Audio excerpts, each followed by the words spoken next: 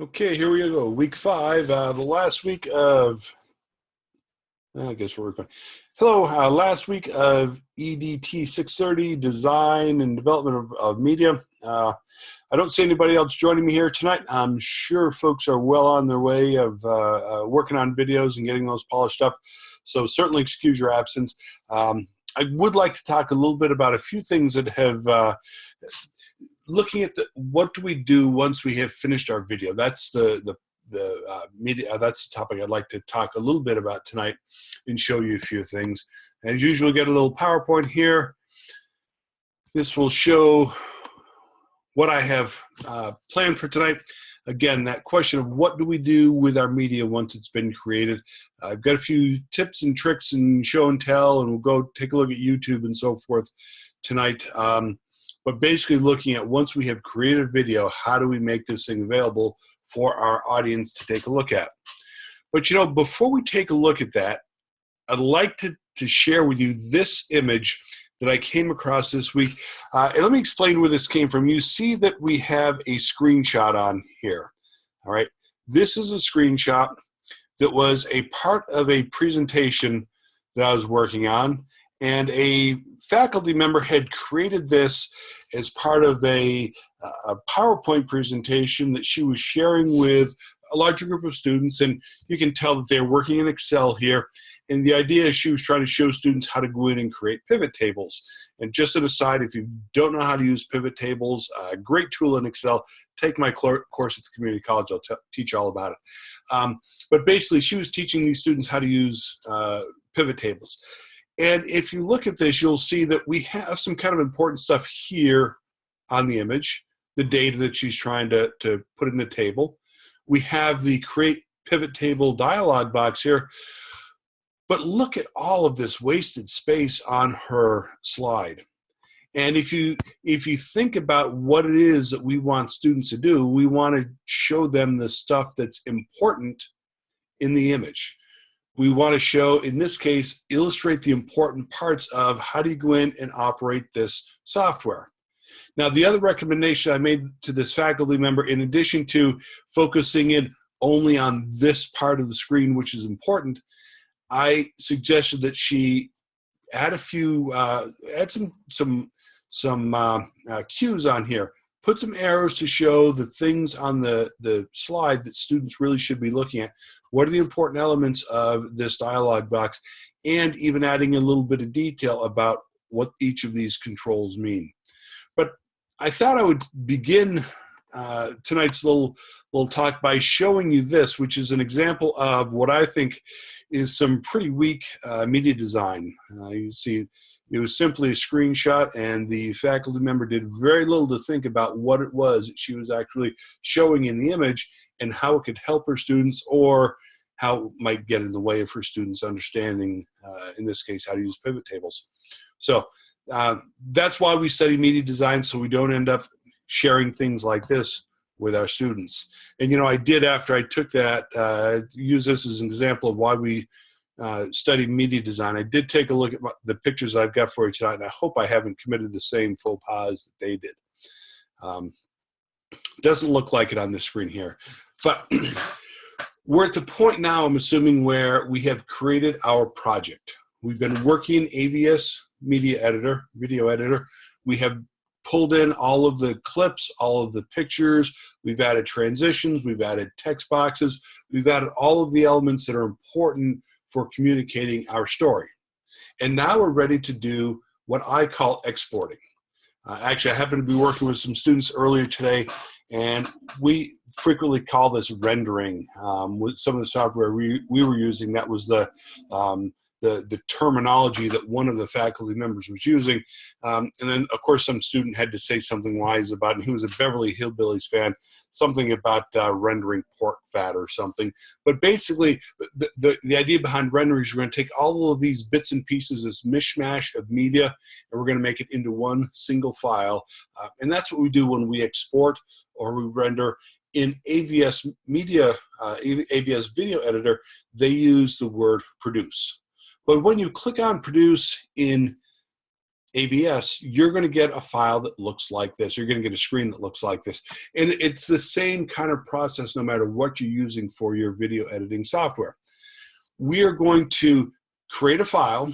It's going to be a single file. It's going to be a media file. It's going to be in a video format that's going to be used as a file, used as a disk, a device, or the web.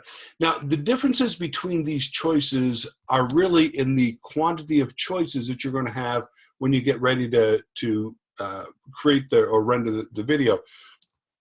If you choose a file, you're going to have the most control over what kind of options that you're going to have for your export. Choosing a disk, that's going to limit your choices to only those formats that are amenable to be putting onto a DVD. Other devices, we have iPhones and so forth.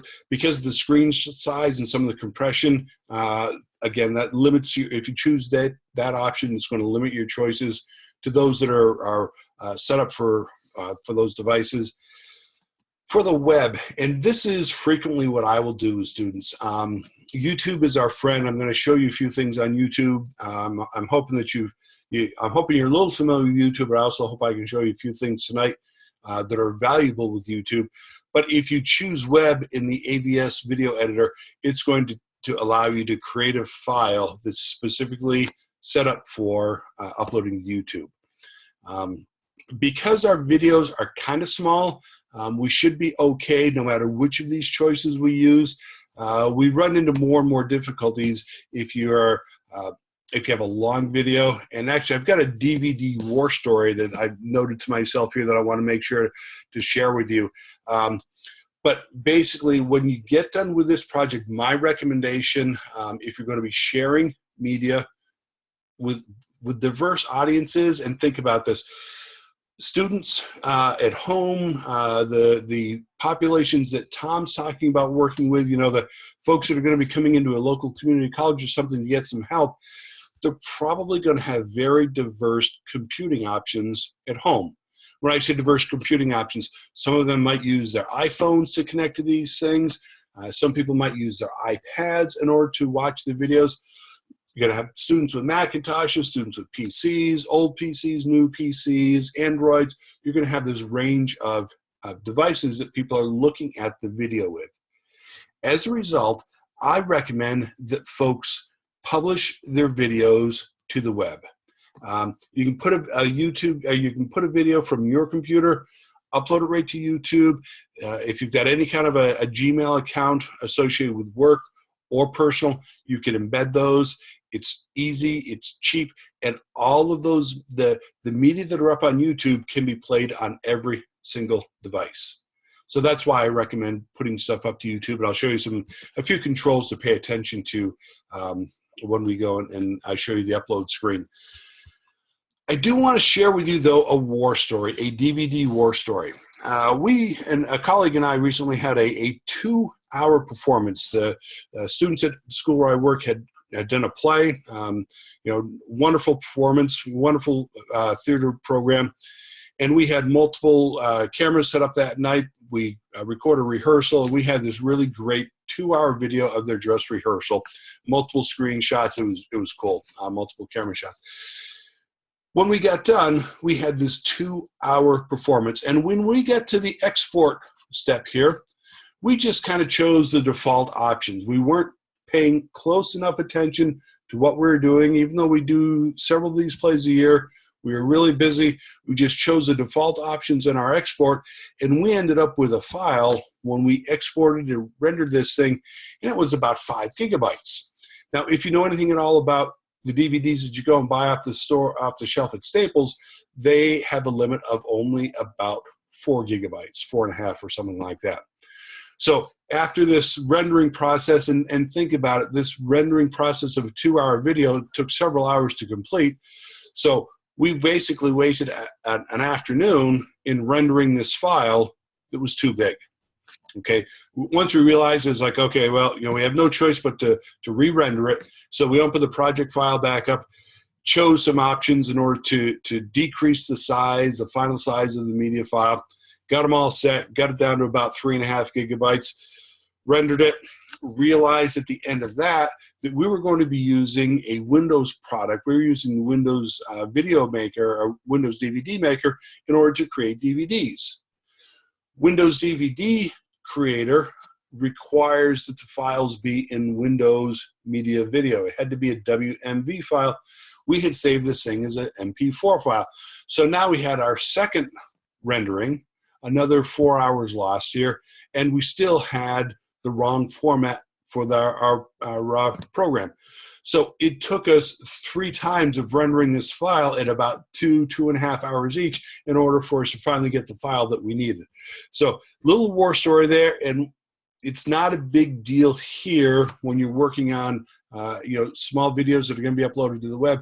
But if you get to any more substantive media projects later on and you're going to be sharing them with someplace other than the web, it's a good idea to take a look and read some of the options and try to maybe find some resources that tell you, what's the best format in order to make a DVD using Windows DVD Maker, or what's the best option for creating a video that's going to be uploaded to Vimeo or one of those kind of things.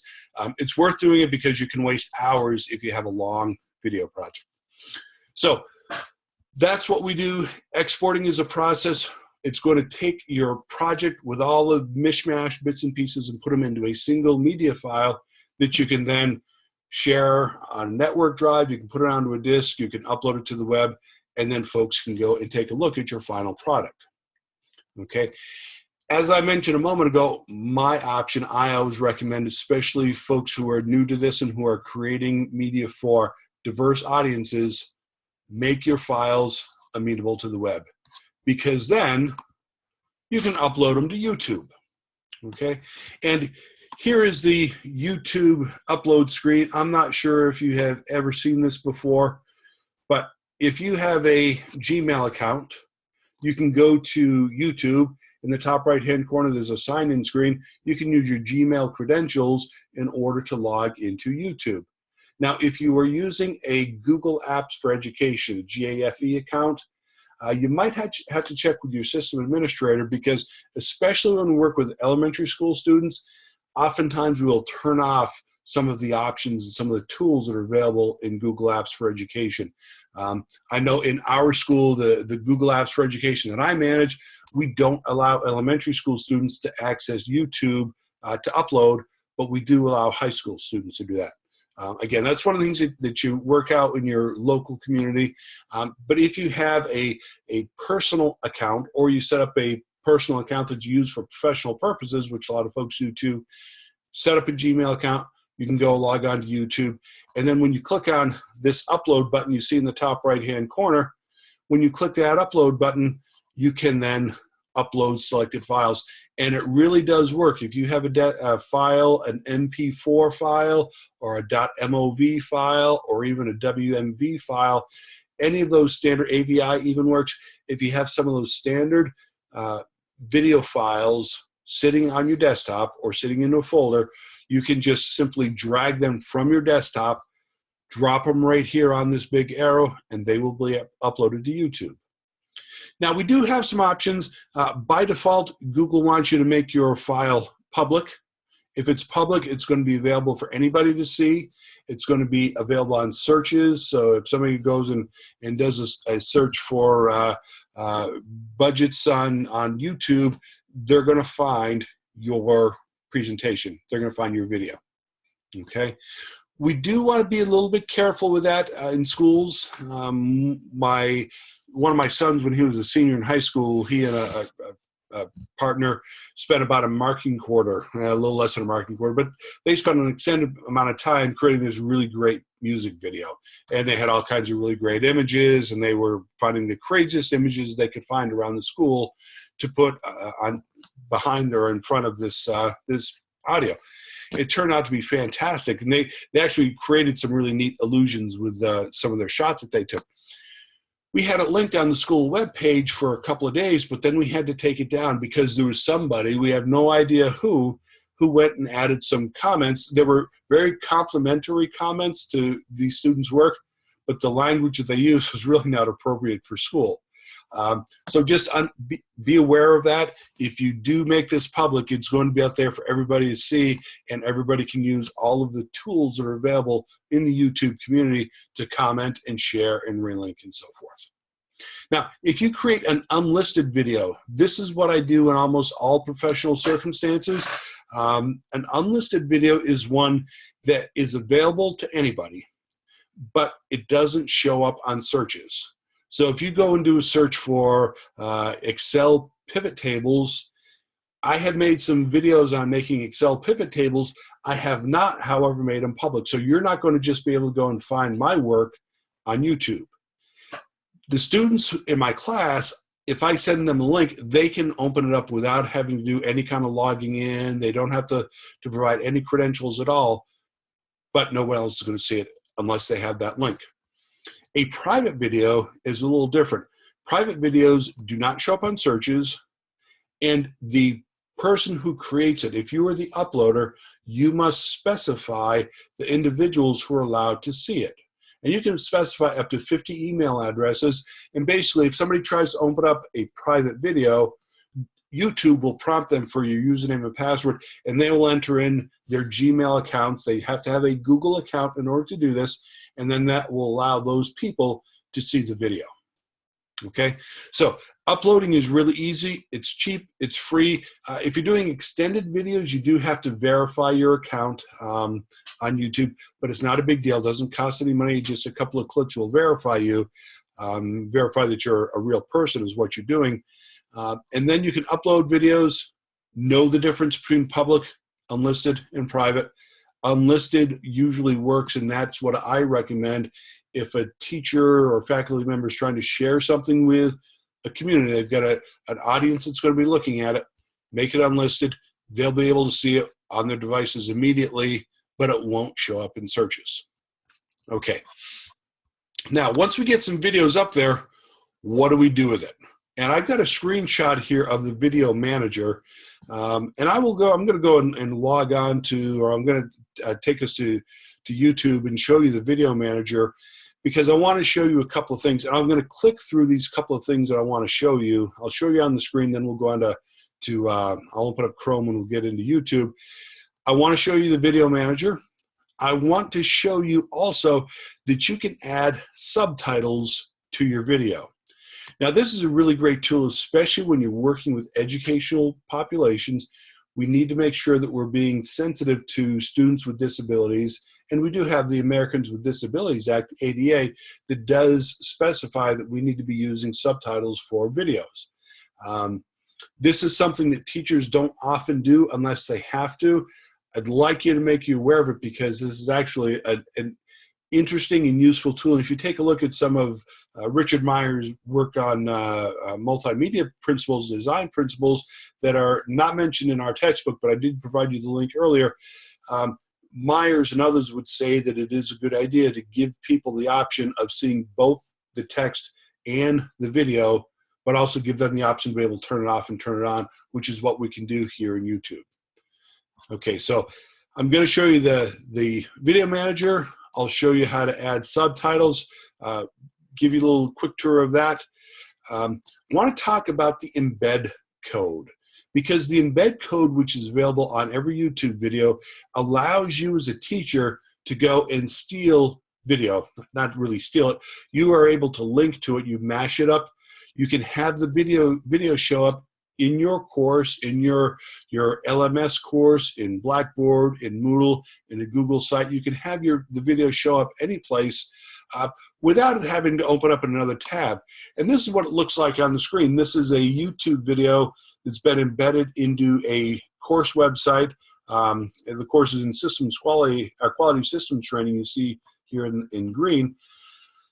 But basically, I have two options for making this video available. I can either link it so that my students click in my course and they go out to YouTube. If they follow the link, when they get out there on YouTube, they're going to see all the comments, all the advertisements, all the distractions that are built into YouTube to get us to keep clicking on more videos, so we keep seeing more ads. That's what happens when we link. If we embed the video, if we figure out how to get this code that you see I have highlighted in blue here, If we know how to get that from YouTube, then we can put the video right into our course, and then it's going to play right in our course. We don't have to click out of the course. The content is right there, and we don't have all those distractions. There's many fewer ads when you embed the video. So I'd like to show you how to do that too. And again, embedding, I'll show you how to go and embed the media into a website. I've got a Google site set up here. So those are things I want to show you. I do have to switch over though and get us into Chrome, which I have here on the, here's my YouTube channel. You can see if I go to the, they call this the hamburger menu. Your option menus in Chrome are now called, they call them hamburger menus because we've got the 3 layers there. And I'll just show you in my channel, I have uploaded, a whole bunch of videos, and then we've got pages and pages of these things, and we can click more, and you can see I've done all kinds of mechanical things and some tutorials on how to put stuff in Blackboard for some faculty I work with, as well as some tutorials on how to use Excel and so forth. Okay, you see that some of my stuff gets no views at all. Here's one video that's been viewed only 2 times. There's one that I had a class with about 20 students in it, and that one was looked at 24 times, and you get the idea here. Now, when you have opened up your videos, you have some tabs across the top here, and I can go into my video manager. I've clicked that tab along the top, and now you'll see that I have next to the thumbnail, I can take a look at my videos. I can also, you see with this drop down arrow, I can delete them. I believe if I select multiple videos, yeah, if I were to select multiple videos, I can use the drop down menu here to change their settings all at once, to apply different licenses to them, to delete them, and so forth. I'm going to, though, just go into this video on tutorial 11. I can click on it to open it. And all right, so let's take a look at some of this. You hear my wonderful voice there.